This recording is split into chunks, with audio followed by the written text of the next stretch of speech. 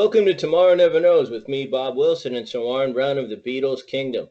Today we talk a whole lot of monkeys and a whole lot of lads with our esteemed guests Fred Velez and Charles Rosenay. Lend us your ears and we'll give you a show. First, a word from our sponsor. Beatles Magazine is a publication with 370 plus million visitors in all their pages, read by thousands of fans around the world every day. Beatles news updated daily, every 24 hours, audio, video, photos, interviews, contests, additional materials, and more. So follow Beatles Magazine, the most complete online coverage. 24 hours a day, and how many days a week, guys? 8 days a week. I love it.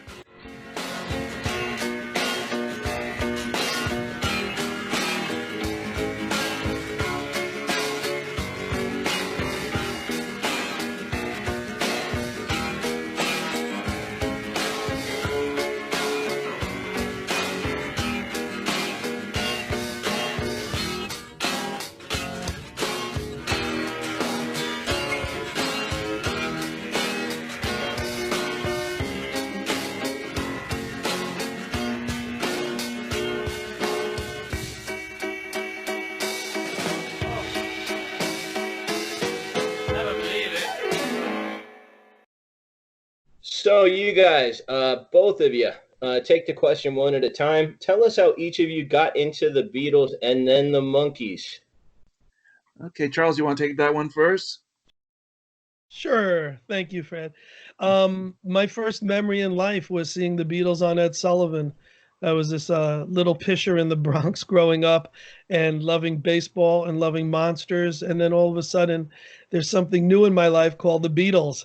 And I remember running around telling all my parents' friends, I'm a Beatles fan. Like that was something, unbelievably special.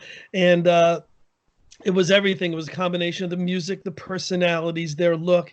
And in those days, there was you couldn't be a Beatle. So you had to love them. Or if you were a girl, you wanted to grow up and marry one. And if you were a boy, you'd want to grow up and emulate one. But that was my first memory of the Beatles, and my first memory of the Monkees was actually when, like Pepper came out around that time, and the Beatles became a little too sophisticated for this little guy, and I gravitated towards the Monkees because their sound was as close to the Beatles, in my mind, as I'd ever heard, and it was not only Beatleish, but it was pop and infectious and charismatic, as were the guys. It wasn't just the music, but it was also the personalities and the vocals. So all those things meshed together. And, the Beatles are always right up here. And then the Monkees were right there and everyone else was way below. And it hasn't changed. It hasn't waned. Like Fred Velez, we remain Beatles and Monkees fans, even through the darkest times. And that's my story and I'm sticking to it. Yeah, you would. As for me, same thing as Charles. It was the Ed Sullivan Show. That was the major thing that got everybody into the Beatles. My first two Beatle albums was Something New. I got that used from a cousin. He gave me a copy of it without the cover, but I got the album. And then the other one was the first Beatles considered the first Beatles bootleg, the original greatest hits. That was the other one, and later I found out it was a pirated, but that's okay. It still had all the songs I wanted to hear. I eventually got a cover for Something New, and the other thing was the Beatle cartoons, by Al Brodox, who later went on to produce Yellow Submarine, the movie. So it was, all those factors that got me into the Beatles, and I eventually started collecting all the original Capitol albums. And then, like Charles, the Beatles got a little over sophisticated for me, and then the Monkees came into place. And the funny thing is, I heard the Monkees first on the radio before I even knew it was a TV series. I heard the songs, and whoa, these guys are good. And then later I found out that they had a TV series, and I was actually a big fan of Gilligan's Island, and they actually were up against Gilligan's Island. And when Gilligan's Island was in reruns, I switched over to see it was something else, and I saw the Monkees. I said, "You mean I could have been seeing this instead of Gilligan?" I've since forgiven Gilligan, but and the first Monkees album I ever got was the More of the Monkees album, not the CD. They didn't come out then, but I won that in a street fair. It was a little mouse race. The story's in my first Monkees book. I placed my quarter on a mouse. My mouse won, and I won the album. So that was my very first Monkees album. And the funny thing is, when I got married to my lovely Linda a couple years ago, one of my our wedding gifts was another copy of the More of the Monkees album. So it's like a full cycle thing there with me and that album.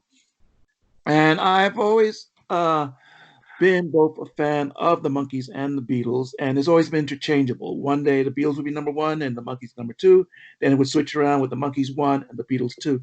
So it's always been like that. I love both groups equally. They both have quality music that I really love, and plus the visuals regarding the movies on both of those guys, TV appearances, everything has always kept me a major fan of theirs. Now, Fred, you mentioned your first book in there. Can you? You didn't give us the title. Tell us about that one, please. I know on Skype you're going to see it backwards, but here it is. A little bit me, a little bit you, the Monkees from a fan's perspective. I've got Charles in this book too. And I think I told you last time we interviewed, I know I told you last time we interviewed that I am working on my second Monkees book. Charles was gracious enough to contribute something to the book, and we may do another, hopefully we'll do another kind of contribution, and we might work together on getting the book published together. I just need to know all the particulars, of course, but we're working on that. I'm working on the main thing, and then I'm going to talk to Charles about getting publishing.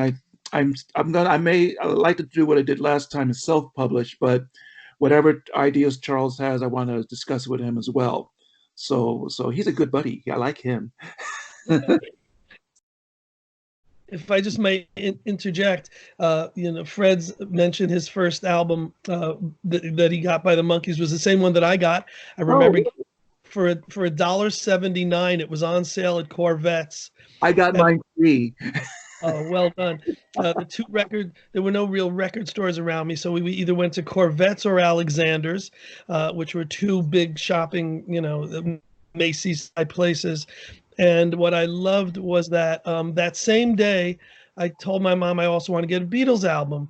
And she goes, "Well, don't you have them all?" And I go, "I don't have the newest ones, but I want to get something new," which was the album you mentioned. And this triggered a memory because I said to the clerk, "I want to get something new."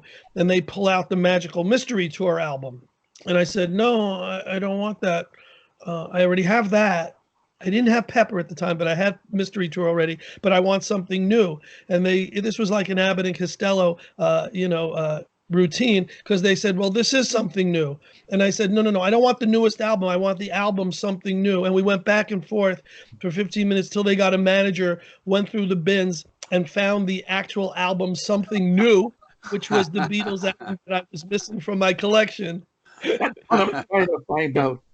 I hadn't thought of that, the memory, till you jogged it with both mentioning the Monkees album and the Something New album. Funny story. Well, what's funny is this must be Something New Day, because that happens to be my favorite Beatle album, even though it was kind of a compilation from A Hard Day's Night. One of my favorite too. I like that one too. One of my favorite U.S. Yeah, of the Capitol albums, I like Beatles 6, and Something New is the other one. And I still have the bootleg original greatest hits in my collection, because that's I think a lot of people had that album, not really realizing it was illegit. I did. I had all the original releases, and then I would play, not realizing it was the one you're mentioning, and then I would also play the heck out of the Chipmunks Beatles album. For some reason, to me, that was equal to the Beatles in those days. And, listening to, we listened to it with my kids not too long ago, and they loved You Want to Know a Secret and Twist and Shout and some of the Chipmunks versions, which are so adorable. Yeah, I just recently got the CD of that. Yeah. That was great stuff. We're talking about like the love of collecting, and you guys, being collectors yourself, and also, huge in the fan gatherings. I'm just trying to think of people who preceded the Beatles who were collectible. Really, I guess maybe you can correct me if I'm wrong. Started in the '60s, but in pop music, I guess Elvis and Sinatra were a little collectible. How do you think the Beatles and then the Monkees suddenly became so collectible, and we had that big boom? If I can go first. Yep, thanks, Fred. So I don't think Frank Sinatra was very collectible. I'll be honest with you. I think that in those days, people might have collected 78s, might have collected records in general, but there wasn't a specificity to collecting Sinatra per se in its day. Elvis was probably the one who broke through to that and, was the most merchandisable. But I think a lot of that actually came after the fact, when marketing grew. The Beatles were the first. I mean, everything was Beatles talcum powder, Beatles, you name it. And the Beatles had a logo on it, whether it was licensed or not. And people collected. I mean, my parents were phenomenal because I would pin up the picture sleeves with one pin in my room. I would keep the record, and they didn't throw anything out. Thank God. They threw nothing out. They were really great about that. But everything we saw, we tried to get. I mean, if there was an article in a newspaper and it mentioned Liverpool, I mean, that was this magical place that no one, had gone to in those days, except for people who came from there. I would clip the article and put it in a scrapbook. Everything was collectible. And I think as a growth from that, people collected Dave Clark 5 and they collected Stones and they collected Hermits, but it was Beatles and beyond, which became collectible. So when the Monkees were the next phenomenon, the next pop great Beatles, Beatlish, band, they were the next to be collectible. And in the same way, we're looking at, right on Fred's shelf, a Monkees thermos. It goes on and on with what was collectible. But by then it was corporate. By then it was a company putting it out, either Cole Gems or Columbia, or, and even up to today, the Monkees license, as is the Elvis or the Marilyn Monroe or the Sinatra, are very desirable brands and commodities. But it started with the Beatles. I will go on record saying that. I agree with that. I think, well, when we go back to like Sinatra and Elvis, I'm sure Sinatra or like the fans back then probably got like the Bobby socks, which they could have gotten anywhere, or programs when they went to the concerts, or sheet music. Elvis later, because of Colonel Tom Parker, he was a marketing genius, even though I think, well, there's a lot of controversy with Parker regarding how he treated Elvis's career, but he was a marketing genius in regarding getting like Elvis hats, Elvis this, that, whatever. And later, when the Beatles came, you had all that with Cell Tab. Like Charles mentioned, the Beatles talcum powder. So you're channeling I Want to Hold Your Hand, the movie, aren't you? And a shout out to our friend Eddie Deason, who was in that movie, who played Ringo Schwartz. We hope he's feeling better. He's very ill. Yeah. So shout out to him. Hope you're doing better, Eddie. We love you. And so yeah, we had all those things with the Beatles, and for the short period that the Beatles lost me, and the Monkees came, and they had all that stuff coming out.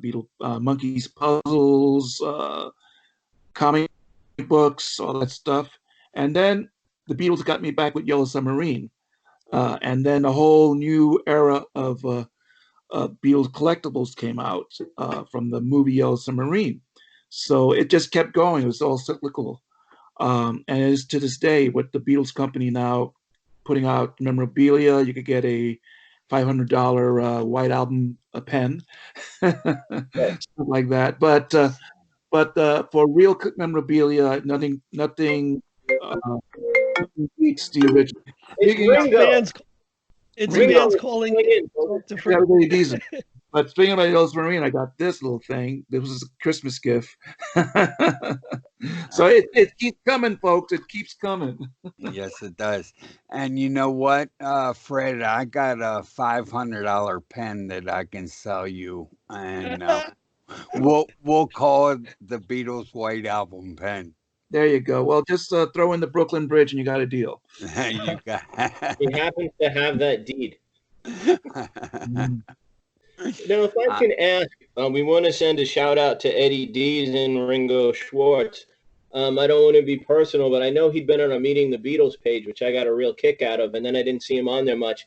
Can I ask how he's doing, or at a little greater length, and let him know that we're thinking of him? Our prayers go out to him. On his Facebook page, he's putting up little updates, and his uncle Leo is also putting up updates on his health. He was in really bad shape for a while, and it looked kind of scary, but it looked like he's recovering. He's still kind of weak, but we love you, Eddie, and we hope you keep recovering. We want to see you up and about. And the last thing he did before he succumbed was he was doing the Polar Express tour, and he got sick shortly after that. So we hope you're doing better, Eddie. We love you. And I second. It's Ringo Klaus, not Ringo Schwartz. I might be. Ringo's. What was it? Klaus? Oh, I'm sorry. So, Sorry, Eddie. I think so. I might be wrong, but I think so. I love Eddie too. He's a great guy. Mm-hmm. Now, we know what the Beatles were doing before they became Beatles for the most part. They were like young guys, trying at their instruments, growing up in the same place. The Monkees kind of had a different beginning, which was very controversial in the day, the prefab four and all that stuff. But the Monkees have stood the test of time, proving that wrong. But Fred, you go first so that we don't joust when we answer. I should have done that. I should have called on you one at a time. I apologize. No But worries. But what were the Monkees doing before they were Monkees? And we ask you first, and then our friend Charles can chime in too. Sure. Well, the Monkees, remember, there are four individuals, and each of them was doing something totally different. Davy Jones was on Broadway as the original Artful Dodger in Oliver. Mickey Dolenz had been a child star with the show Circus Boy back in the 50s, and he was still doing acting about that time too, as well as studying as a architect, whatever it was. At the same time, while going to auditions, Michael Nesmith was a musician who was in the LA music scene, and he was the MC at the Troubadour, calling the acts and all that, and also performing his own songs there too. And Peter Tork was a Greenwich Village folkie who came to California, and he was friends with a lot of the people from that folk scene, including Bob Dylan, John Sebastian, Cass Elliot, Stephen Stills, and Stephen Stills and him were called the guys who look alike, because they did resemble each other. And I think the famous story that when the Monkey auditions happened and Stephen Stills went to the auditions and they liked his look, but they didn't think he had the chops to act. He said, "Do you know somebody who looks like you?" He said, "Yeah, my friend Peter Tork." And Peter went in for the auditions. And so, Peter got in as a reference from Stephen Stills. Mickey, his agent, got him into the auditions. Davy was already a shoo-in because he was signed to Screen Gems for possible television work. And Mike Nesmith, according to legend, is the only one that actually showed up at the auditions with his laundry over his shoulder to audition for the series. So they all had musical backgrounds, belaying the untruth that none of them were musically talented. They all had musical talents. Nesmith and Tork were the musicians. Mickey had his own band. He had a band called Mickey and the One-Nighters, and then ironically he had a group called the Missing Links. And Davy was a Broadway star, and that's right, being a musician. So they were all picked for the individual talents by Bob Rafelson and Bert Schneider. And he wanted that blend of four individuals that could blend together. And James Frawley, the great late James Frawley, was the one who taught them improvisation so they could do comedy on a snap like that. And he came from Second City, as everybody knows, the famous Second City. So you can see those elements in there in the TV series. You can see elements of Second City. You can see elements of the Goon Show, which I know Davy was familiar with, and which the Beatles themselves were big fans of the Goons. And their humor you could see in Hard Day's Night, in Help, in the Magical Mystery Tour, and in their Christmas records. You could hear the Goon humor in there. So you had now the Goons, just for the fans and myself to be sure I have it clear, the Goons were Peter Sellers and company, and Second City was John Candy and Eugene Levy and those guys. Right, but James Frawley was in the company before James Candy and all those guys. The Goons were Peter Sellers, Spike Milligan, and Harry Seacombe, and before them, Michael Bentine. So you had all this coming up, and then towards the end, you had Monty Python. So it all comes together, And the Monty Python guys were friends with both the Beatles and members of the Monkees. So that all it becomes circular, like I said. So Grateful and Schneider were fortunate enough to get the four individuals in the Monkees that worked so well together, and that magic still comes through in the TV series and in the movie Head as well. And Charles, do you have to add to that? Anything how do you add to perfection? Fred's got the history, he probably knows it better than the Monkees themselves. But I usually hear things and it triggers. Why do the Monkees and the Beatles stand out from all the rest? Why are the Searchers not there? Why? And it's a few things. Of course, it's the music and the songwriting, and the great vocals. But there's that humor. That's the X factor. What did the Beatles have? They were just spontaneous and they were funny. And they would do press conferences and people would ask them, questions over and over. And they would come up with funny stuff. And the Monkees were funny too. Peter, hysterical. Mike, very clever and sarcastic. Davy, maybe not as much, but, funny in his own right. And Mickey, just visual humor. It was Laurel and Hardy, Abbott and Costello, Marx Brothers, all mashed into one. So that's what they gave us, I think, and that sets them apart in so many ways. That's so appealing. The personality, the charisma, the X factor.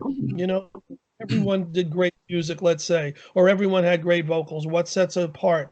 Well, of course, the music and the vocals were greater than anyone else's. But it was the personality and the humor that transcended, in my opinion. Well, I love the X Factor. I thought that, Mulder and Scully were fantastic. Just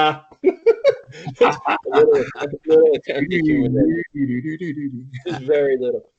But I think it is fascinating that they came in. And the Beatles and the Monkees, as I hand over to Warren in a second for the next question, they were friends. Like, I saw pictures of them in the era. It looked like the Pepper era to me. And they were kind of hanging out, like they were cool with each other. Oh, yeah.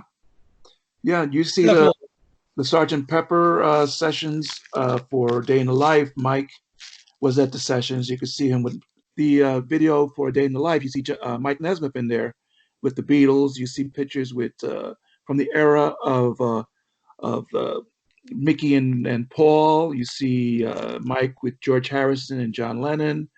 Davy in the studio during the White Album sessions with Ringo, and later on, remember the Pizza Hut commercial with Ringo and the Monkees. So, wow. So yeah, and they respect, and Peter with George Harrison during the Wonderwall music sessions.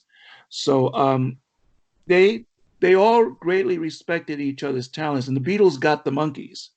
That's the thing. Everybody, or people at the time, try to pit the Beatles against the Monkees. Oh, the Monkees are just trying to be like the Beatles. And no, they totally got what the show was about. They totally respected the Monkees as musicians, and to this day, you can see they're still friends. You see recent pictures with Mickey and Paul and all that. And so it's still in there. The fact that they saw each other's as contemporaries, as equals. And I've always put this analogy regarding both the Beatles and the Monkees.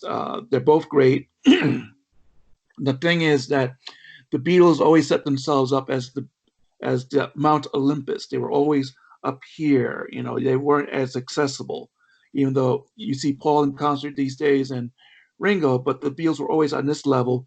But the Monkees from the beginning say, "We're going to, we may be coming to your town," and they were always accessible. Even today, you could see Mickey in meet and greets, and Mike also. The same thing with back in the day with Peter and Davy. Davy was one of those guys that whenever there was a meet and greet with him, he wouldn't leave until practically everybody there got an autograph. So that means a lot to the fans, doesn't it? It does. It really does. You know, I never get to plug anything, so I just want to say we brought up Abbott and Costello. I have a fun page. It's called Abbott and Costello Forever. It's Abbott and Costello, the number 4 ever. So if anybody likes that, you're welcome on that group. Definitely. Right. Abbott and Costello Meet Frankenstein is one of my favorite movies of all time.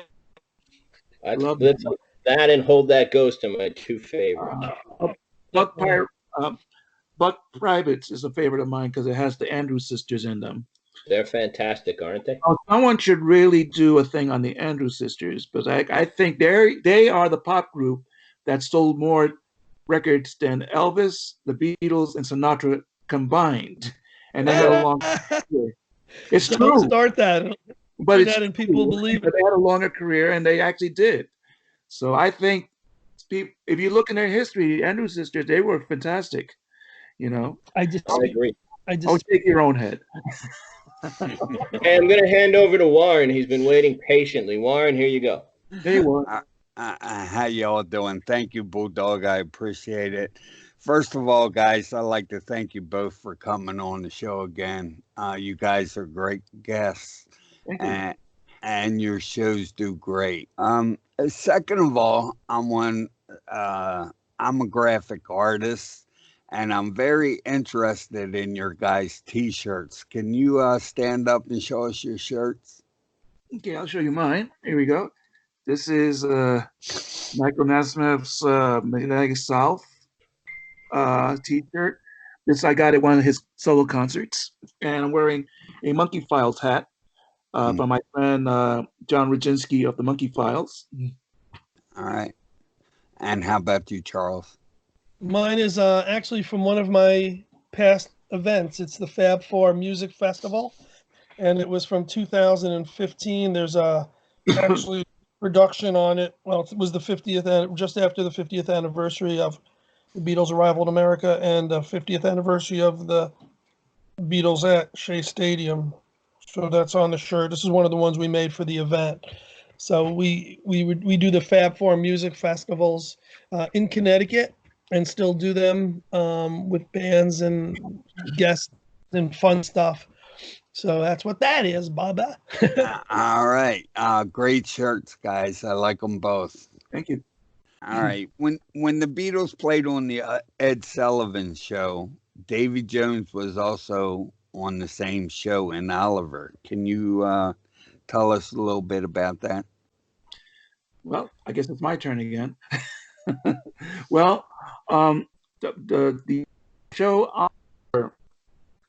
was on Broadway at the time that the Beatles were booked for the Ed Sullivan Show, and the Oliver cast were booked also for the same show. And Davy tells the story that when they got to the studio to rehearse and all that, they were already in the streets, all these Beatle fans. At first he thought it was for him, but it wasn't. And he got to meet the Beatles backstage, and because they were all British, they had an affinity towards each other. And Davy tells the story of being in the elevator with the Beatles, and he's face to face with Ringo. And he looks at Ringo and says, "Do you want me to scratch your nose for you because I'm closer to it than you are?"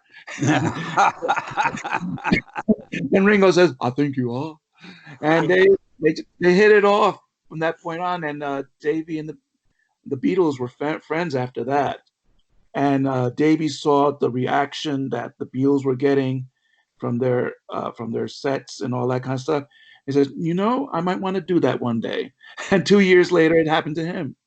Right. So, and I know I don't remember at the time of the actual Ed Sullivan show seeing the Oliver bit, but I did see the video years later, and the video is on I think the Monkees Blu-ray set. So, and it's available on YouTube. If you go on YouTube, you can just put up Davy Jones, Ed Sullivan, and you'll find it. So it was a important moment in the life of a young David Jones for meeting the Beatles. And Charles and I have a memory regarding that when 94, I think, the 94 convention. Yes, sir. Where Davy was a guest of Charles's Beatle convention in Connecticut. And this is the time that the Beatle Anthology was out. And he was going to put up a video of the Pizza Hut commercial with Ringo and the Monkees, but somehow it went missing. Someone absconded with it or something. So I had to think of what's the next thing we can get as a lead-in. And I said, Beatles and Ed Sullivan. So I went into the dealer's room, looked for somebody who's selling Beatle videos, said, "Do you have Davy Jones on the Ed Sullivan show, the same one with the Beatles?" He said, "Yeah, can you please fast forward to that? We need that as a..." And he did.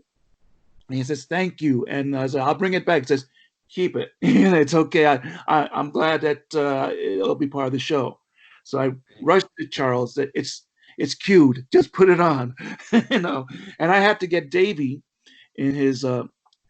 Charles sent me to Davy's hotel room to get him, and I escorted Davy downstairs, but we got lost back in the backstage area. Wasn't sure which door it was, and Davy said, "Okay, Fred, where are we going?" He said, "Wait right here. Let me see if I can find it." I remember we went through one of the video rooms. As we passed, people saw Davy, and I looked at them and said, "You didn't see him." And we kept going. And then finally I found the room. I went to Davy, grabbed him, says, "Come on," and got him to the back area, and we got it all queued up, and it went perfect. And Charles has chosen me to interview Davy on stage, and it was one of the great moments. Thank you, Charles, very much. I appreciate that. It's a great memory, and we finally found the video of me interviewing Davy on stage, and I'm glad Charles found that too. And back to Charles. That's great. Great story there, Fred. Thank you. I appreciate that. Mm-hmm. I'm going to direct another question at Charles here. Can you tell us how the Beatles and the Monkees broke up? Did they open a void for conventions to fill? This may be a 2-part interview. Yeah. Yeah. Great question. But first, Fred, thank you for bringing up. It was 95, and the anthology came out, and we invited Davy to be a guest at the Beatles convention, which was in Stamford, Connecticut, and of course you did a phenomenal job interviewing him. We want to thank the late Jerry Renino, who was his music director, who brought him as well. And that's a great memory because we had it queued up to show the Pizza Hut commercial. And that would have been the intro. As he walked in, we show the Beatles, Ringo with the Monkees together, and that would have been the perfect segue. It was stolen because it was a rare promotional copy supplied by Pizza Hut.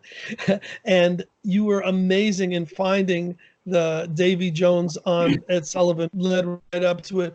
But you mentioned that when Davy saw the reaction, he wanted to do the same thing. Let's be honest. He saw the girls drooling and panting and screaming and lusting for the Beatles, and that's why he wanted to become, a rock star. But anyway, guys, Warren and Bob, we can do a 10-hour show on the breakup of the Beatles and the why and the howevers and all that.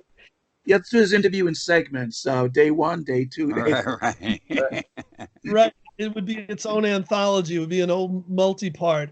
Mhm. I don't have a reason. It's, why does a couple in love break up? It's so many elements. It's so many build-ups. It's not a day. Oh, all of a sudden, someone walked into the studio, and the others didn't want her in there. It could contribute. There's so many reasons. Why did the Monkees break up? In my mind, the Monkees never broke up.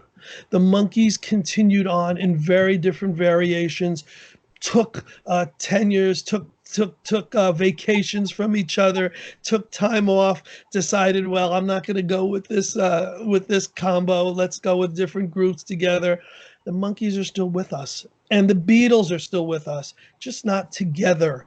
And thank God that we have 2 of them alive in each category, and thank God they're still giving us music and smiles and joy.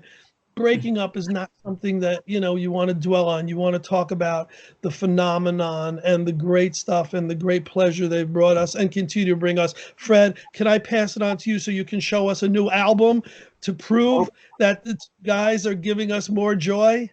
Of course, and here it is. Just came out fresh out of the box, folks, straight from the oven. The new Right. Monkees Live with the Mike and Mickey show. This is an amazing live album, folks. You've got to get this one. This is fantastic. This is from the recent Mike and Mickey tours from last year. Beautifully recorded. They both sound incredible. Mickey's voice is phenomenal, and Mike is incredible too. It's great songs in this. What tracks? The tracks. Let me see. We got, of course, the perennials: Last Train, I'm a Believer, Pleasant Valley Sunday, Daydream Believer, done by Mickey, Stepping Stone. Then you got a ton of Mike tracks. You got Door into Summer, Sunny Girlfriend, The Girl I Knew Somewhere, Circle Sky. You got the Good Times songs, Birth of an Accidental Hipster, Me and Magdalena. You got some songs representing Peter and Davy. You got For Pete's Sakes, A Little Bit Me, A Little Bit You, and of course Daydream Believer. So with great photos in there, if I could just show the photos, done by our mutual friend Sherry Hansen. If you can see the photos there, let me see. There we go. Incredible photos by Sherry.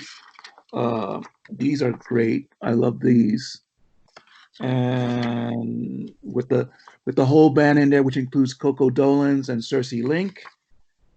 Here, with the full band there, and a really nice one with Mike and Mickey. So this, guys, is a must-have. This is essential to your collection. I know there have been previous live Monkey albums, but this one, you got to have it. You've got to have this one. It's fantastic. And a review. Wow. And I do have a full review on my blog on themonkees.net. If you go there, I'll give you more details on it. And Great then, job. don't forget, this year we're expecting the 50th anniversary of Let It Be. Well, this is really big Beatle news. I once heard that there was a 7-year plan with the Beatles, and that's been proven wrong, where every 7 years, whether it's an anthology, Beatles rock band, something would come up through the masterminds of Apple that would keep the Beatles fresh and introduced to a new audience. Whether that's the case or not, I've never done the math, but what we're looking forward to is the great filmmaker Peter Jackson putting together a film which he's culled from not only the Let It Be film that's been already released and was in the theaters, but endless hours of footage showing the Beatles recording, showing them rehearsing, showing them behind the scenes, showing them in the studio. And what we're going to see is pretty much another version of what life was like as a Beatle and as a Beatle recording during the Let It Be Get Back sessions. And from what I understand, it's going to be the best quality we'll ever have seen of the Beatles rooftop sessions, where they did the last concert they ever actually did, the 4 of them together on the roof of their studio and offices. And we're very curious to see what it's going to be like as a finished product, whether there will be scenes of any of the maybe bickering back and forth. And there really wasn't a lot of that. The fact that one or two scenes just really expounds upon the fact that there was just a few scenes of that. It wasn't continuous. There was much more loving, and there was much more happiness, and there was even dancing during I Me Mine. There's a lot of great memories for those of you who've seen the film.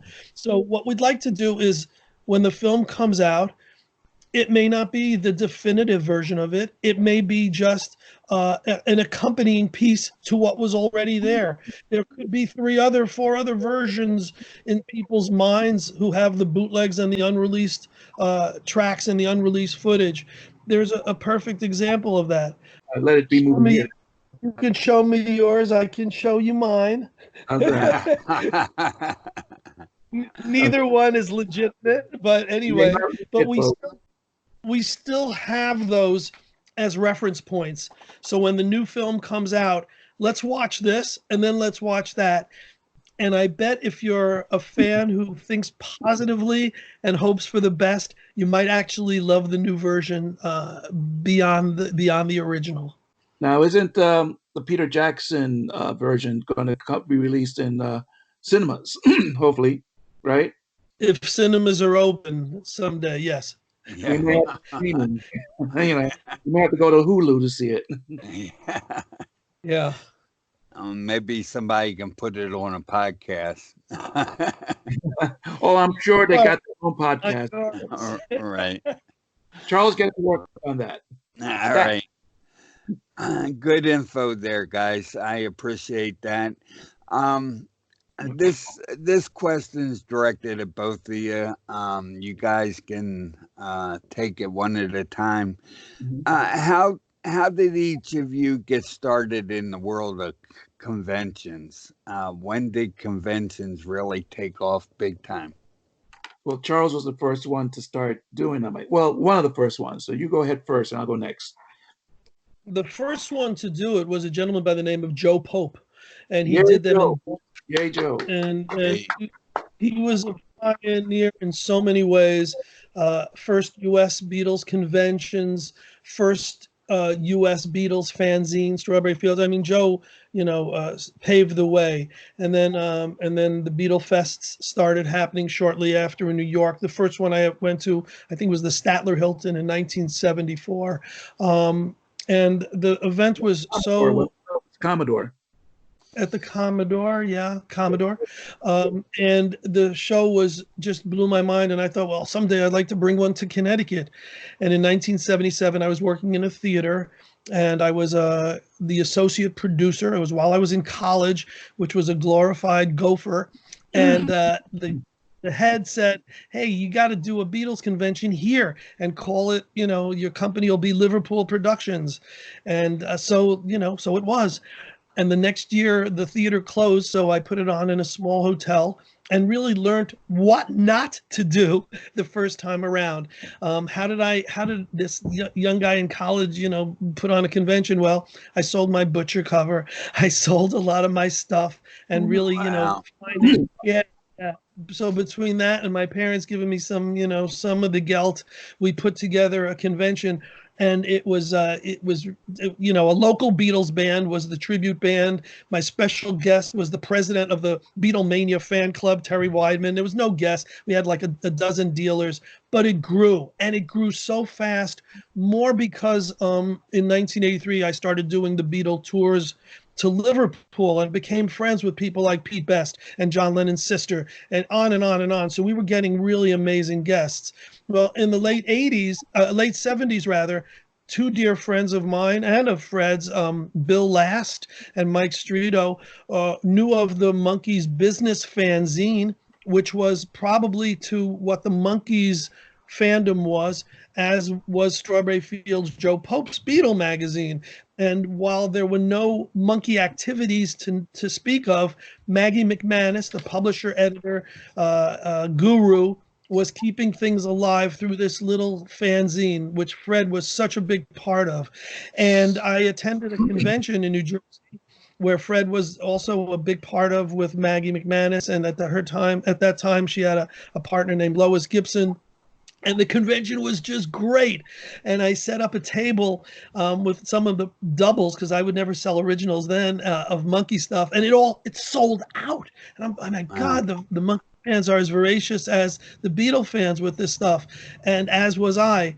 And a year or two later, I said to Maggie, let's bring it to a little higher level, because at that point I thought I was this big deal Beatles convention producer, and had a little insight on marketing. And we did. We brought it to Connecticut in 1981, and Fred was also a very big part of that. But Peter Tork was our special guest. Ooh. And this was at a time when, no Beatle would come to a Beatles convention, no Monkee would come to a Monkees convention. Who would ever believe that this would happen?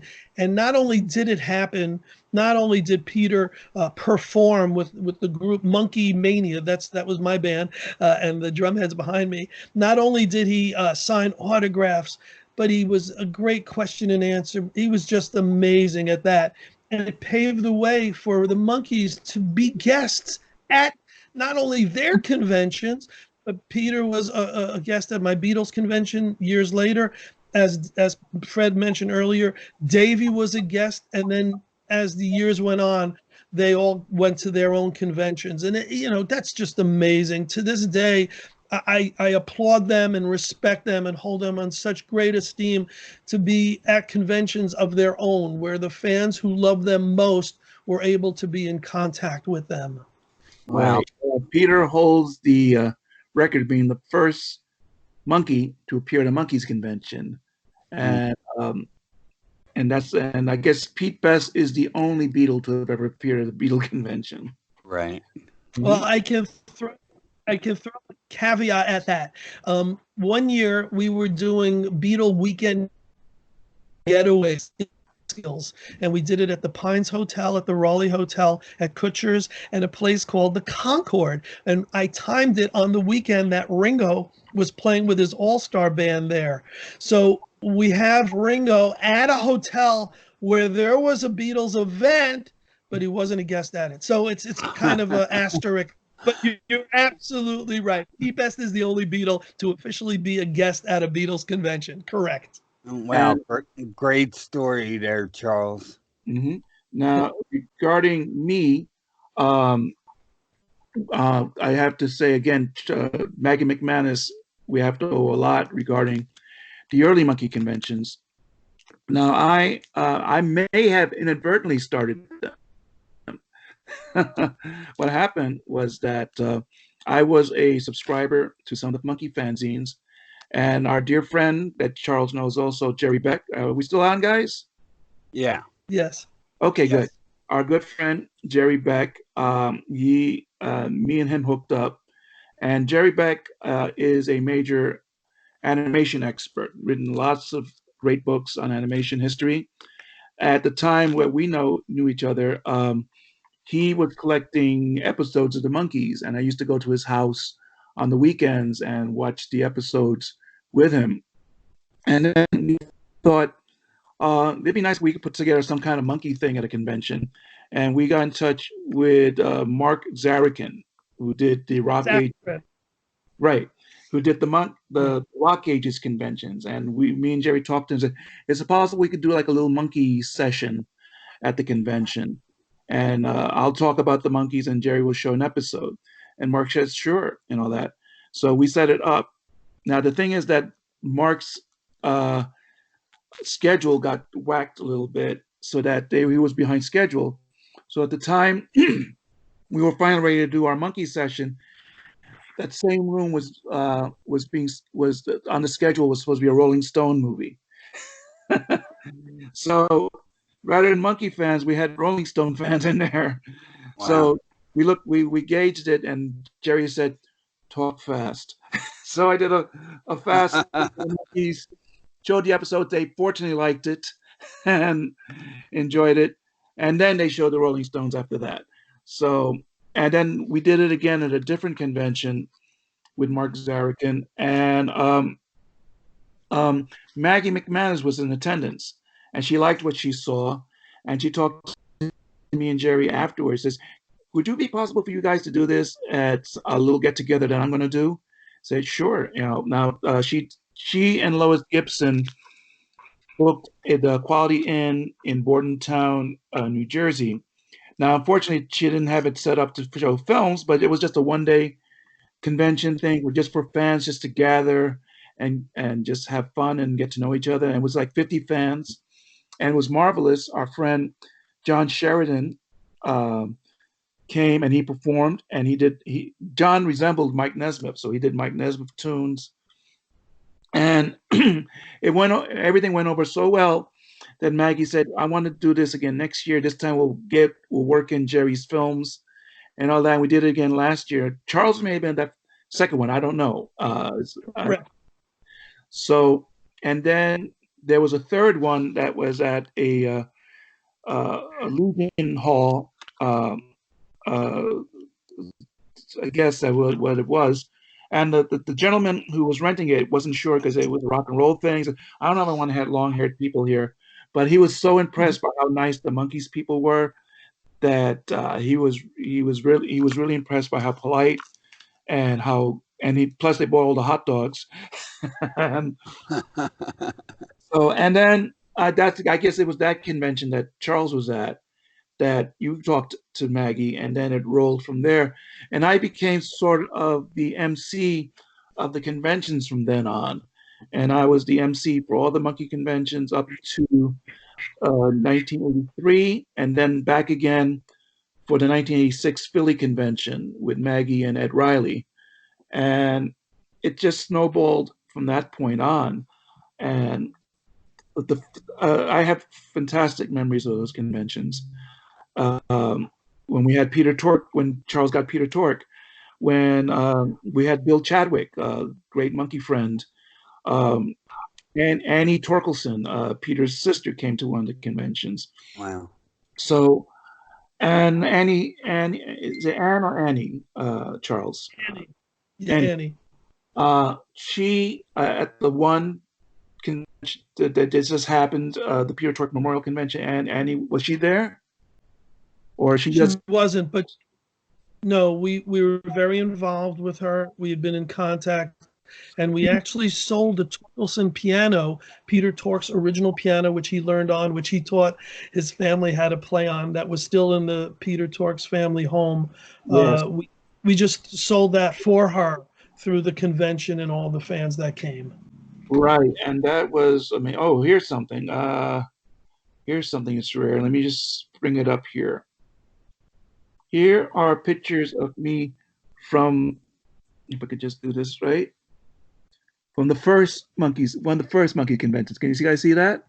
Who's the handsome guy in the middle? That's a very young, naive, and highly nervous Fred Velez. Got two nice-looking girls on your side there. Oh, there you go. And here's our pal. Let me see if I get him. There he goes. Our pal John Sheridan, right there at the first. What's really nice?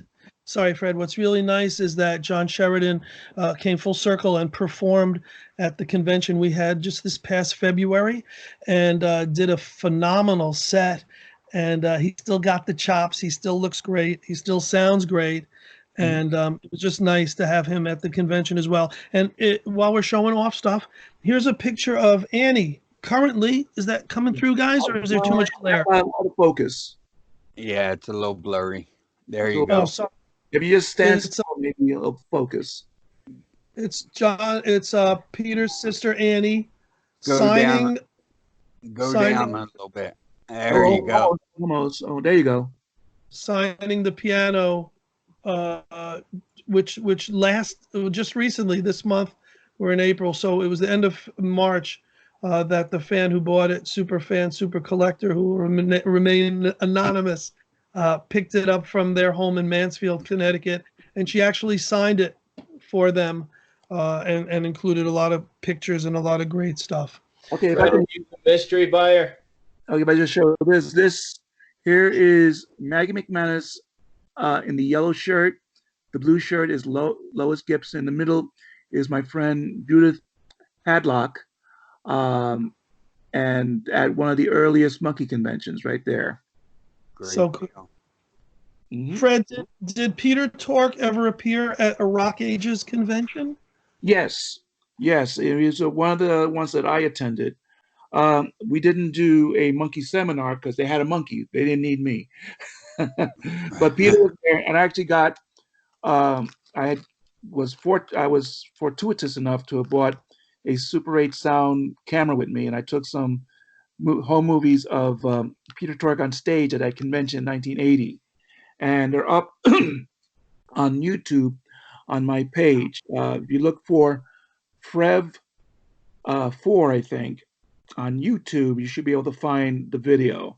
And I could put a link for that on this podcast as well. I could send the link to you guys. Awesome. Wow, great stories, guys, and I appreciate it. And you guys do a lot of hard work, and for all of us Beatles and Monkees fans, and we really appreciate your hard work. Thank you for money. I got one more question and a comment, and I'm going to hand it back to the Bulldog. My comment is first, I want to ask Charles, how much did he get for his butcher cover? So this was 78. I think $200. Wow. Wow. If you could have held on to that little... I got 4 more since, and each time I sold it to upgrade to the better one. All right. All right, Charles. How did you get involved in Beatle tours, and how many Monkees and Beatles have you guys met? I'll go first. The Beatle tours started in '83. I actually went to Liverpool with a bunch of people on something called Rock Apple Tours, which was got us to a few places, and we thought, wow, this is amazing. If I'm as much a Beatles fan who would want to go to Liverpool, there's got to be hundreds, thousands, and now we know millions who would want to go. And we started doing the Magical History tours to London and Liverpool, and we would always throw in another location along the way. One year we go to Hamburg, one year we go to Amsterdam, Scotland, and what happened is it got better and better, and more people would come, and we still do it. We still do it every summer during Bank Holiday, and it coincides with Beatle Week in Liverpool, where every day and every night for an entire week, it's 24-hour Beatles, not just at the Cavern Club, but there's now museums, and it's down to a science where we go to every possible place, including their homes, the places they grew up, the Beatle haunts, their home, their schools, you name it, we go to it, and it's inclusive. And what's great about it is it's fellow fans going. I lead it, I host it, we all have the best time ever, and what has happened is it's grown to other things. We did a few Rolling Stone tours. We do Dracula tours now to Transylvania, because that's my other passion, is the monster stuff. We do ghost tours. So the tour is really a big part of what I do. And before I answer the second part of the question, remind me what it was. The second part was how many Beatles and Monkees have you met? So that's a great tie-in question, because I've met Paul. I'm very lucky. Harry, can you bring me the picture of Paul and me? I met Paul a bunch of times, like almost 12 times, mostly because I was publishing Good Day Sunshine, the Beatles. I never met John. Here's one photo. Oh, it's going to be tough to see, of me and Paul McCartney. Is that a blur, or we can see that? Hold it down a little bit. Down. There you go. There, too much. All right, sorry about that. Yeah. And scan that picture. We can edit it later. Yeah, we can edit that in. Of course, me and McCartney. And I got to meet George on one of our tours. What happened is we went to see George Harrison in Japan. He had done 3 concerts with Eric Clapton's band, and we brought a group of about 40, 50 fans with us to Japan, believe it or not, to see George. And one of the fans was camping out at his hotel. We met George's wife, Olivia. We met his son, Donnie, who was a kid at the time.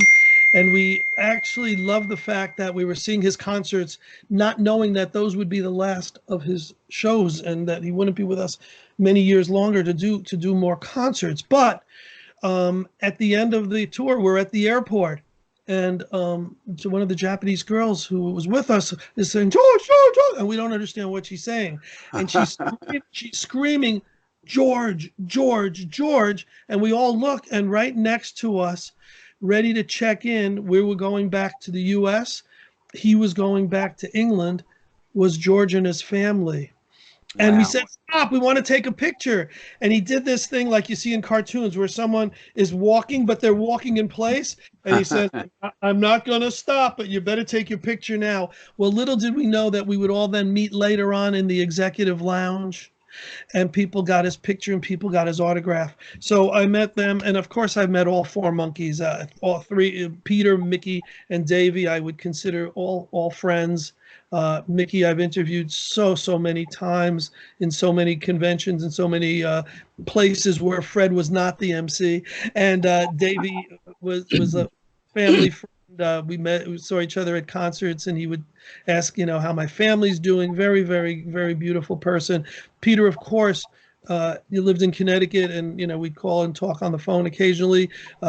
Would come to any event we would do, and he was always gracious and always so good to me. Mike, I got to meet years later, only a few years ago. I don't know him on any level aside as a fan who got his autograph, got to meet him, got to hug him. But the other three, definitely friends. The Beatles was great happenstance that I was in the right place at the right time, or circumstantial because of where I was with as a Beatles promoter, fanzine editor, and tour guy. So we had a lot of great close encounters of the right kind. Right. And can I ask you, how deep do your pockets have to be to go on one of your tours? So all my pockets have holes in them, so you can't go. But Good luck, you have pockets. We used to dream of having pockets. So, for a fan who wants to go with us and take the flight out of New York and go as the group around $29.99. It's less if you fly on. $30 right here. Not $29.99. $29.99.00. Right, I'm traveling with Charles. I'm traveling with Charles. I'm sending my $30 over PayPal.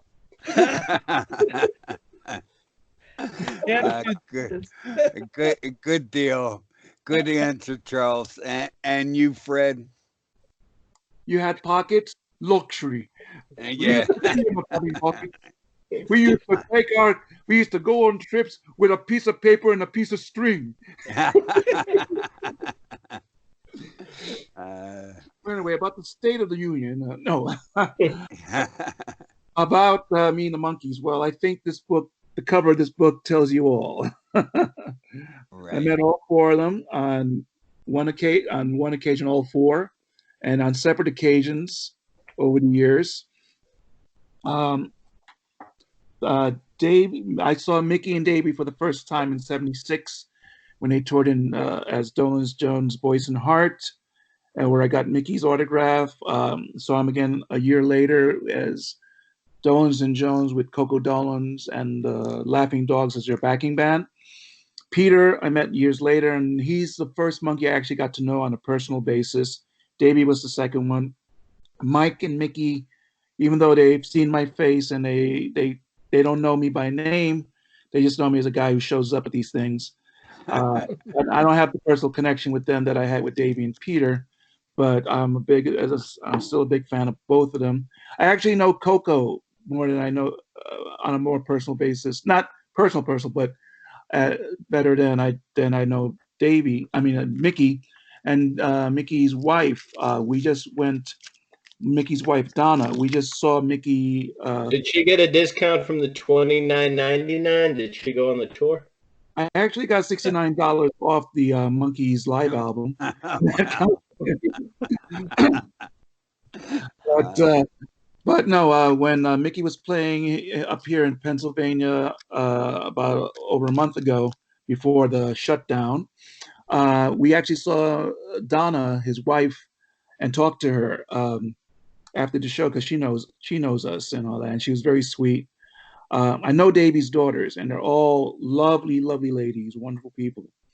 So I've been fortunate over the years to have gotten to know the Monkees on and off. Um, Davy and Peter in particular, and sadly are the two that I miss a lot because of circumstances. Davy, I think I've said this. I did say this in my book when Davy passed away. It was like the same reaction I got when John Lennon was killed. It was like being punched in the face. It was that much of a shock. And Peter, the same as with George Harrison. They both passed away from uh, cancer, and we were always hoping for the best for both of them. And we said we pray, we hope things will be okay. It happened, and we were sort of expecting it, though it was still a shock when they did pass away. So, but I got some great memories regarding all the Monkees, having been involved with them. Thanks to Charles interviewing Davy on stage at the '95 Beatles convention, um, introducing him on stage at various Monkees conventions, concerts, everything. Talking to Davy on the phone was amazing. Regarding the Beatles, the only two that I got personalized autographs from were Paul and Ringo at different occasions. Only, he says. He only got two of them. All right. You know you're in the top echelon when? Well, Paul was 86.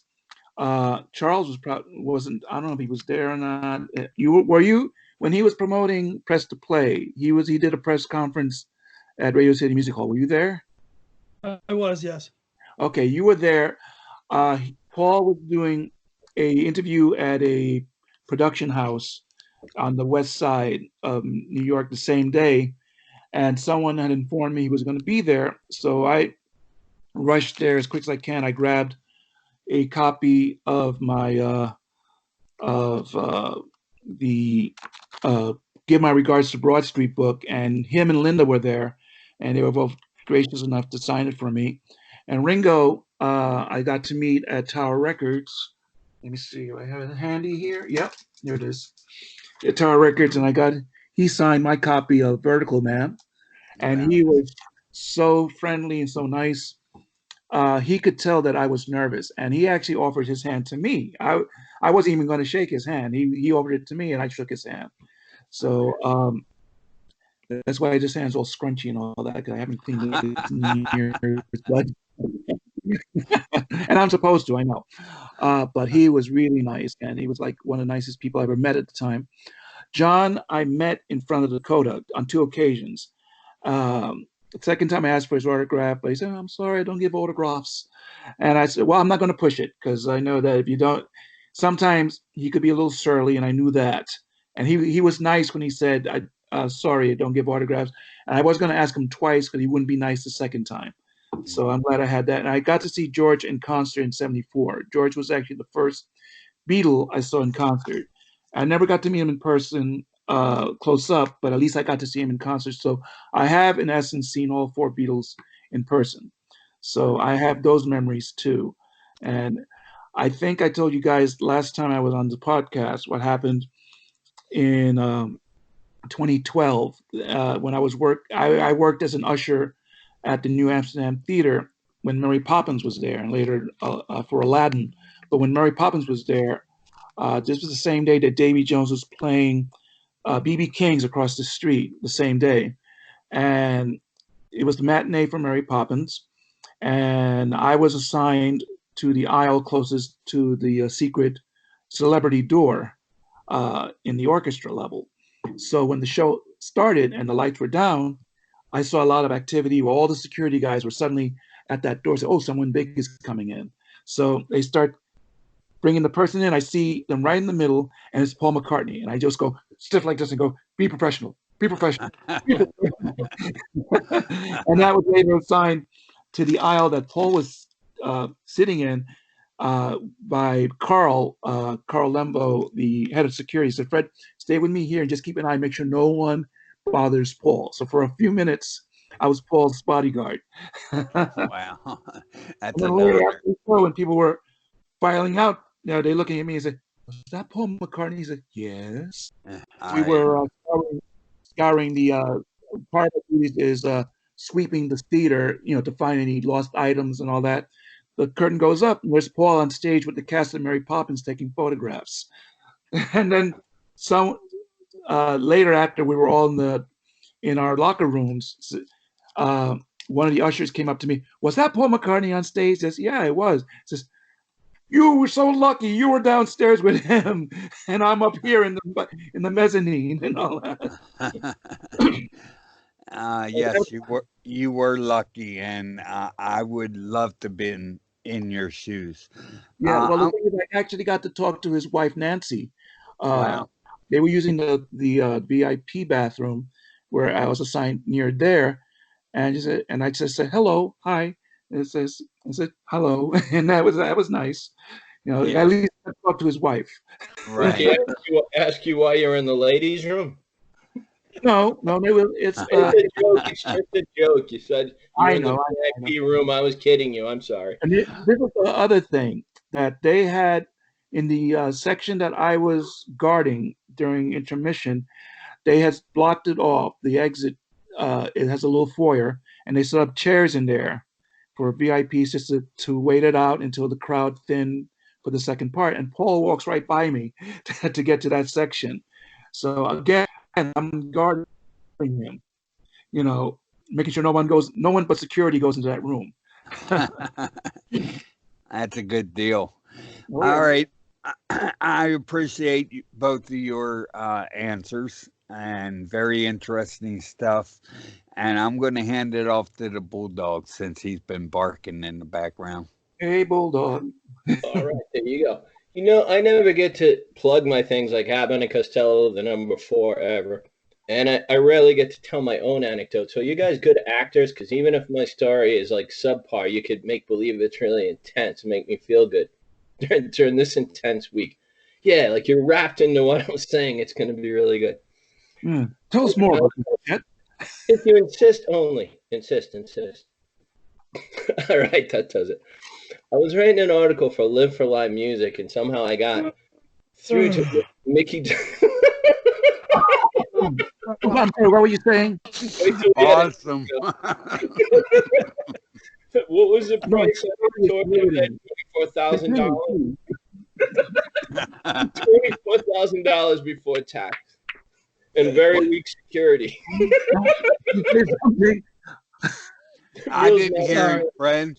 Sorry, you set us up for that. And I enjoyed your reaction very much. I deserve. I like the writing in this book. Ooh. Wow, that's awesome. That is funny. All right, let me tell you a story now. Please, I was bullied in grammar school and I can't take it. No, okay. But it was. I got an interview with Mickey Dolenz, and it's going to be in print. Now, I really wish it had been recorded because, like having you guys on, you can always relive the moment, and it's fun. So he's going to call me from Seattle. They said, be ready for the call. So I'm like, pretty excited. So I don't know what got into me, but I'm watching football, and it just said to myself, no drinking during my story, Fred.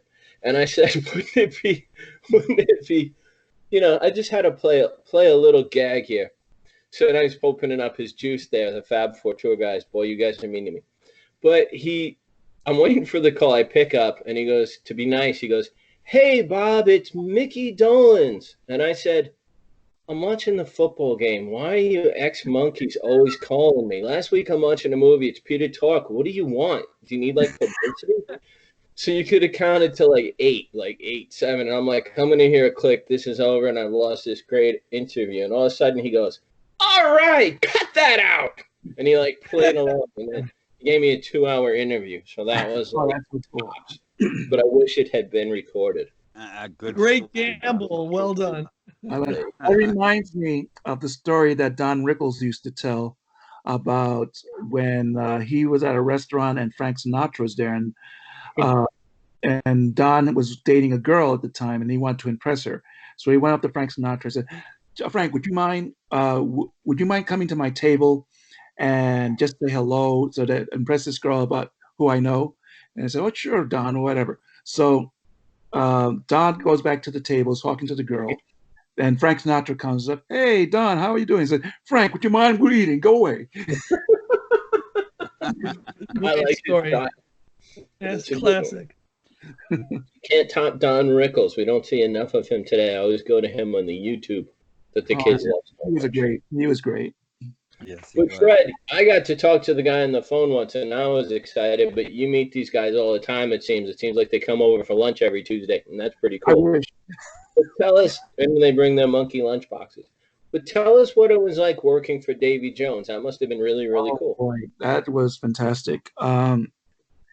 Give me a second, all right? I got the book that I worked on with him here. Give me 1 minute. I just got to move this debris. You got some cool stuff up there on the shelf. I see that monkey's drum head, and it looks like the Corgi Monkees. Is that a starting lineup figure from the baseball that the kids No, love? I'm sorry. I thought I had the book here. I don't have it handy. I'm sorry. Okay. But We'll anyway, put a picture up of it later. sure. Anyway, yeah, let me move the debris back. Well, you got to show us the stuff you guys have behind you and point it out. You have like a trophy room. Anyway, let me tell the story. I worked on, I told this to you the last podcast that I was at the time, this was like the early 90s, maybe 94 or something like that, whatever. Change the ending if you told it twice. Say like you two went on the road as a duet. Basically, The two monkeys. I had written a letter to Davy saying that I would like, if you need an assistant or anything like that, I'm open, I'm available in case you need somebody. Then about a week or so later, I get a call on my phone and the message machine takes it. I play the message and it's Davy saying, hello, Fred, this is Davy Jones talking. and he leaves a number and I'm going, ah. So I call him Did you back. save the message? Hmm? Do you still I have have it? the message on a tape somewhere. I can't find it. Very cool. Very cool. But it's somewhere. Hopefully I'll come across it at some point. That's an awesome keepsake. Oh yeah. So anyway, we arranged for me to go to his house in Beavertown with his partner Alan Green because they were working on a book called Mutant Monkees, and I was basically assigned to pick out photos from his personal collection to include in the book. And he pulls out the trunk, which has his stuff in it. I look at it and I go, I'm died and went to monkey heaven, and I pull out the photo albums, stuff like that, and I tell them you got to put this picture in, this one, this one, this one, and they did. So I was very fortunate to have been involved with that project with Davy, Very and cool. I'll always thank him for that great memory. What was the other question? Well, did you get a plug in that book? I was wondering the one that you Yes, just. yes, I did. I did get a credit in that book. So if you look in the acknowledgments in the back of the book, you'll see my name in there. Well, that was a pretty awesome experience, and Amazing. Just going down, just being in his house, being offered tea by Davy Jones, and all that was incredible. And plus the fact that his band was there and they were doing a little rehearsal. So I actually got to witness a personalized Davy Jones concert in his house. Just me. the way practice certainly paid off for you two. You have some great memories, I think. This is really cool stuff. Now, Charles, I got one for you. You ready? Yes, sir. When the dust settles and everything starts to go back to normal, we have everyday life again. Do you have any ideas for some cool things we can use to distress and join in on, like the $29.99 trip over to England, or any conventions, or a We're Free Again convention, anything like that? So before I plug my stuff, let me just reiterate how great Fred's book is. If there's a Monkees fan in the world that does not have that, go on Amazon or wherever it's available and get it immediately. It's really, if I could write a Beatles version of his book, it would be the most amazing. I just love every word in that book, and he was gracious enough to mention me several times. So before I mention Beatles stuff and stuff that I've got coming up, as you know, I just did a Monkees convention in memorial to Peter in February. And John Lennon would have been 80 years old this coming October 9th. And we're doing a show in tribute to him called Remember. It's actually called Imagine 80. And the website is www.rememberlennon.com. My guess is there's going to be a lot of fan events that night and that weekend. But we've had this plan for months and months. And if you want to see a concert, which I think emulates what might have been had John still been with us, the show that he might have been putting on through the years. We have a great sound alike, look alike. It's a full show. There's an opening act, and it's going to be in Connecticut. So visit rememberlennon.com, and that's going to be in October.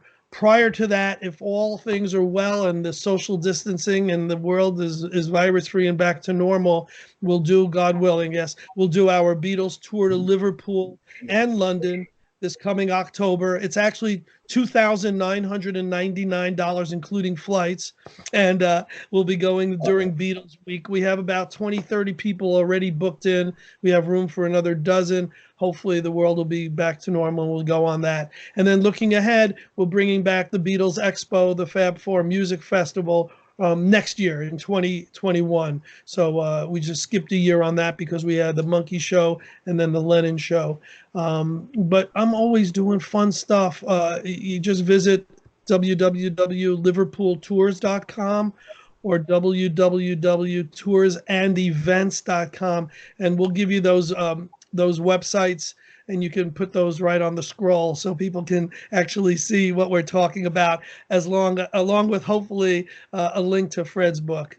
Well, you know what I'd like to do right now? If you guys take a second, take a breath. Hi, folks. My name is not Fred Velez. I'm Charles Rosenay, and some of you might know me from the old days when I used to produce Beatles conventions or publish Good Day Sunshine. I still do Beatle tours to Liverpool and Beatle festivals. And if you want to come with me on our Beatles tour to Liverpool, our Magical History Tour, which we do every August, every summer, visit www.liverpooltours.com. We also do a John Lennon tribute show. Well, not often, but we're doing it this coming October 9th for the sake of John Lennon's 80th birthday anniversary. It's going to be in Connecticut, and visit www.rememberlennon.com for all the information. And a special shout out to every Beatles fan and Monkees fan and any music fan in the world, to Beatles Magazine. Got to be part of that. And to lovely Rita Maid, who's probably just lovely Rita. Over to you, Mr. Not Charles Rosenay. Hello, folks. I'm not Charles Rosenay, but I am Fred Velez.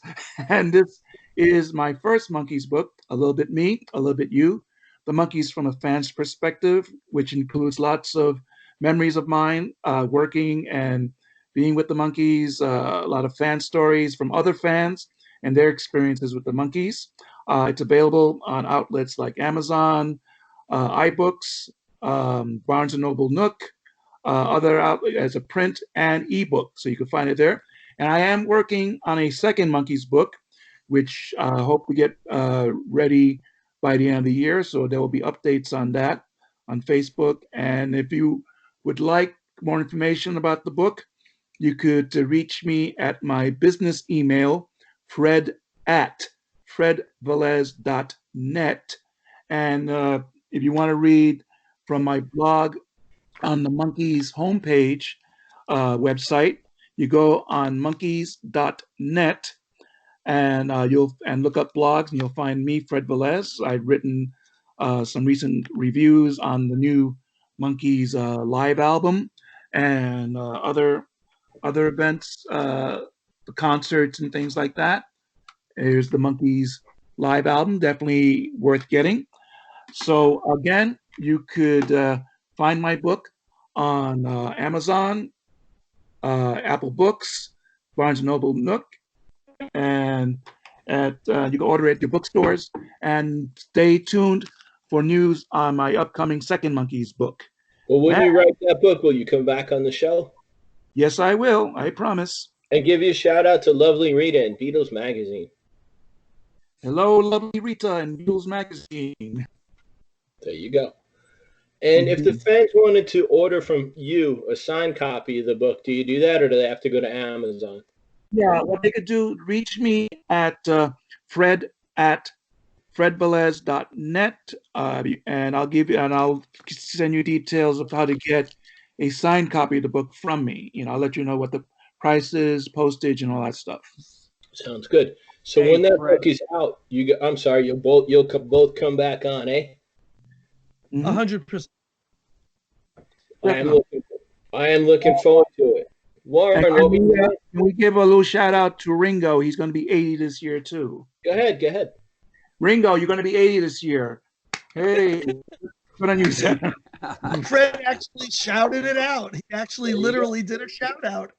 You make me want to shout. I like that. That was cool. What were you saying, Warren? All right, I got a question, Fred. You said Fred at fredvelez.com. Is Dot the net. Net. all right, is that One more time. Fred at fredvelez.net. okay? Is the at AT or is it the at symbol? Yes. Okay, I got you. All right, no problem. I thank you for that. This is Fred Velez. I gave a shout out to lovely Rita and Beatle Magazine. And don't forget, buy my book. Buy my book. A little bit me, a little bit you. The Monkees from a fan's perspective. Buy my book. That was great. That was good. I like that one. Hey guys, I want to thank you both for coming back on the show. Like I said, both of your shows the last time did excellent. Two of our top shows were you two guys, and I'm sure this one going to do as well. Well, of course. It's because I watched the Fred episode 1,000 times myself. No, I have no ego. Don't worry about that. All right. I just want to thank you both. So do you guys want to sing us out with the end as we do to close every show? Sure. First, thank you, guys. First, thank you so much for giving us the opportunity to chat with you. It doesn't feel like an interview. It feels like we're hanging out, four friends talking. So thank you so much for that, first of all. Ditto. You met each other not that long ago, but I think of us as four friends. Yeah, well, you guys did a great show. I had a lot of fun with this. It's great seeing Charles again. We hadn't seen each other in a while. I wanted to be at the Peter Tork Memorial. Unfortunately, for my own health issues, I was unable to do so. But I'm glad to see my dear friend Charles right there. And I wish you and your family all the best and safety and good health to everyone out there and you guys. Amen. And in the end, wait a minute. You take. I'm confused. Is equal to the love you make. Let's do it once more. I was talking over you guys. And in the end, the love you take is equal to the love you make.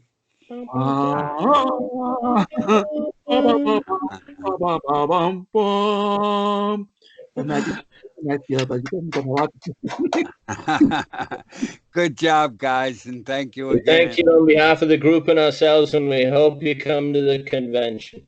Good old Frida. All right.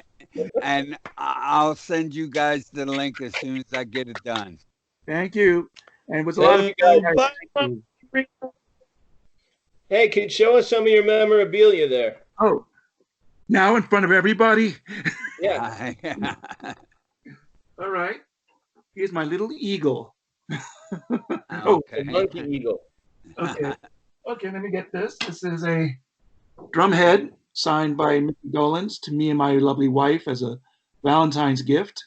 Very nice. Oh, let's get that. Is that a corgi? Corgis are awesome. Here we go. Yeah, it's a corgi. Oh, wow. The Monkees corgi. Not too bad. Nice box. You got it in the box. Heavy. Well done. And let's see, show you this. This is a promo CD of the Monkees that came out in 1994. Has a CD inside, you can see. Oh, awesome. And this is when the Monkey, all the CDs of all the Monkey albums came out. Cool. I ain't never seen that before. Is that what is that? Yeah. Over your other shoulder on the other side, there's like a picture of it. Looks like George or John on the top shelf. Is that a starting lineup figure? No. Submarine coming on film. We all live in the old submarine. Let me get these. We all live in a yellow submarine. I know Charles has these. There we go. These are the box sets, CD box sets of top notch. These are the Apple albums, and these are the Dark Horse albums. No. Very cool. Yeah, that's good. And over here is, let me get this one over here, is the John Lennon Anthology. Wow.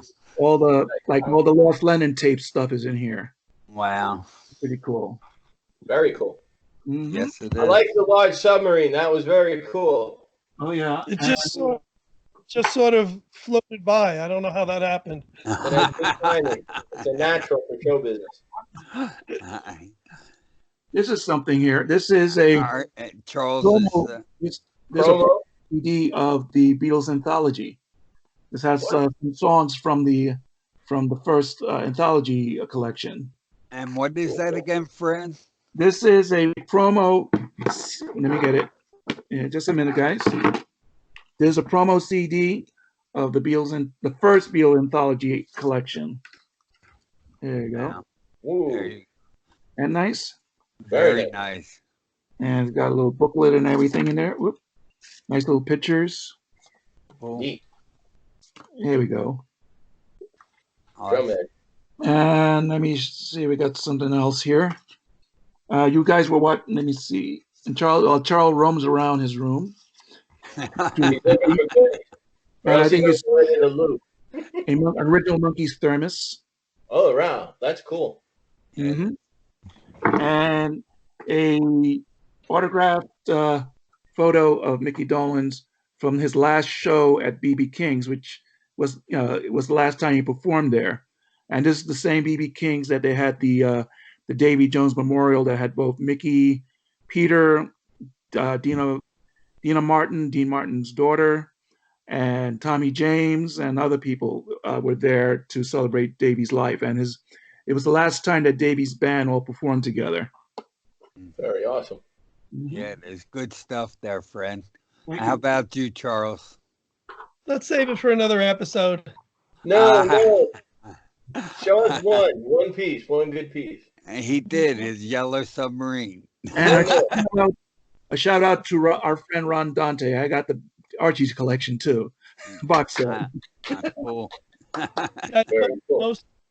Most of my stuff is in storage or in a separate room, so it's really not accessible. It's just this is an office, so I just happen to have a handful of things here. What's the drum head behind you? The drum head is signed by, I don't know if that's a better view, Mike Nesmith, Mickey, and Peter. The band was Monkey Mania, who I played Davy in Monkey Mania. I sang and did maracas and tambourines and danced around. It was one of the first Monkey tribute bands. And the story behind this is I never bothered to get Davy's signature because I saw him so often and was so, friendly, and we talked on the phone and all that. I said, someday I'll get it. Someday I'll get it. And unfortunately, that someday passed. So I did get Mickey's and Peter's early on, and then I got Mike's a few years ago. But unfortunately, I have many autographs of Davy, but not on the drumhead. Okay, that's awesome. That's very cool. Let me show you this one. This is the Sundays Birds and Bees album, autographed by all four Monkees. Now, Davy's was the first one, but the thing is that I had purchased this from a friend and it was already signed by Davy, but to somebody else. But it's actually Davy's signature.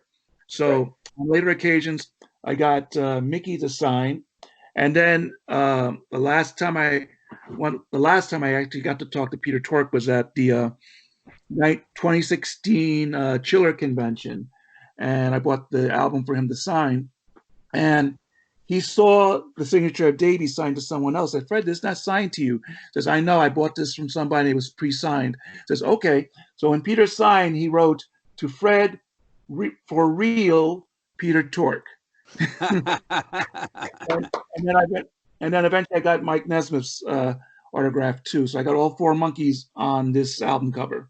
What a lovely collectible. That's great. Mm-hmm. Yep. All right, guys. I appreciate everything. Your stories are fantastic, top notch. You got some awesome memorabilia. You definitely outdo mine. And wow, is that a pinball machine? That's one. Hold on. Wow. One. Holy moly. Oh, wow. 2. What is this, the Tommy podcast? No, I have 13 pinball machines, but 3 of them are Beatles. Oh, awesome. How often do you use them? Do you use them or do you just save them as collectibles? No, we play them a lot. Yeah, my kids are teens, and we have a lot of fun playing pinball. Cool. Oh, if I could show an artifact from my old job at the New Amsterdam Theater where Aladdin is playing, or was playing. This is a Jafar toy signed by Jonathan Freeman, who was the original voice of Jafar in the movie. He was playing Jafar in the play as well. And I got Charles tickets to see the show as well. It's true. Cool. I paid for them, but I did get them. And Charles, do you have the new Beatles pinball machine? I don't. I played it, and I wasn't really. I like the original ones from the '60s a lot more. Thank you for asking that. It's something I may add somewhere down the line just to have. But as far as fun and as far as vintage, the ones from the '60s I loved much more. Right. Yeah, that's great. I hear the new one is a little expensive anyway. It's a cup. Yeah, it's double. It's 2. You would have to pay 2 trips to Liverpool to get one of those pinball machines. Exactly. I see a drumhead behind you. I see a Beatles drumhead behind him too. I'm surrounded by stuff. Is the cost of the trip the same as a White Album pen? Yeah. And remember, Fred, I got a few of those if you need any or any of your friends want some. And I'll even give you a discount, half price. Oh, good. 69 cents. Got Good deal. All right. Good deal. Good show. And thank you, guys. Can I introduce somebody? Yeah. You sure can. Okay. Come back here. Here's my lovely Linda. Hi. Hi, Linda. Hey, How are you? Here's Charles. I see Charles. I recognize Charles. good to see you. All right. Nice to meet you. All right, Linda, I got a question for you. Are you a legit Monkees fan, and have you met and talked to any Monkees? Yep, all of them. Oh, Except for Davy, because of you. Briefly. Briefly, I talked to Davy, but not more than anything else. I've met all of them, though. Yep. That's great. And you are a legit fan. That's cool. I was, what was I, 9 when 10 years old, I guess. I'm original. I'm an original fan. Yeah. I was a teen in the 70s, so you know, it's that kind of thing. My first album was the Monkees album. Yeah, and she's the one who got me this for Christmas. Wow, that's great. And Linda, is the Monkees what brought you two together? No. Oh, okay. Because I didn't even know he was a fan or anything. I didn't even know that he had that kind of a influence on anything. Oh, show him the face the first time I took you to a convention, and I was like, he knew everybody was coming up to him and saying, "Hey, Fred, hey, Fred." I mean, I met May Pang, and she's like, "Hey, Fred, how you doing? What's going on?" I was shocked. I was beyond shocked. I would have been. Says, well, Charles, yeah, older Charles than knows. Yep. Yep. So then our first date was an oldies, a doo-wop show. Yeah, the Richard Nader. Richard Nader doo-wop show. That was our first date. So Mhm. Very great. That's a good place And to go. then I took her to see Davy in concerts and some of the other shows. We went to the Queen concert with Paul Rogers. Mhm. That was like her first major rock concert. Yep. And I fell asleep because I just came from a plane flight. You I kidding fell me? asleep during Bohemian Rhapsody. that's pretty Wow.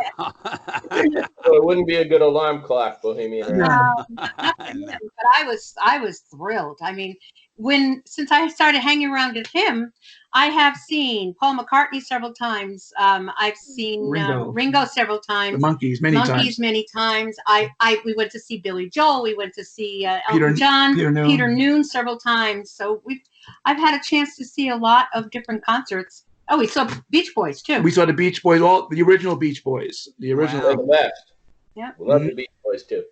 Yeah. Right. And as a concession, I went to see Josh Groban for her.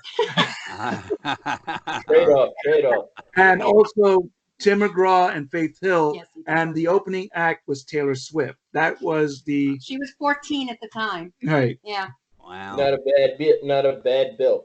No. Mhm. No, Yeah, that was really. my birthday present that year. I was Yeah. thrilled. Well, nice meeting you, Linda. Yeah, I'm a teacher, so I've been working overtime trying to get long distance. I'm a preschool teacher. You don't do preschool online, but somehow we're going to do it this week. So So this is Bob. Wow. This is a logo spinning around and make them watch it. yeah, Yeah. Just sit still. getting the parents to sign up, that's the hardest part. Yeah. All right, go back to your thing. I just Okie wanted to dokie. let you know it's home. Okay. Thank you. Thank Nice you, to Linda. meet you. That was my wifey poo. All right, Fred. I appreciate everything, and nice to meet your wife also. Yeah, I wanted her to see Charles, because they haven't seen each other for a while. There you go.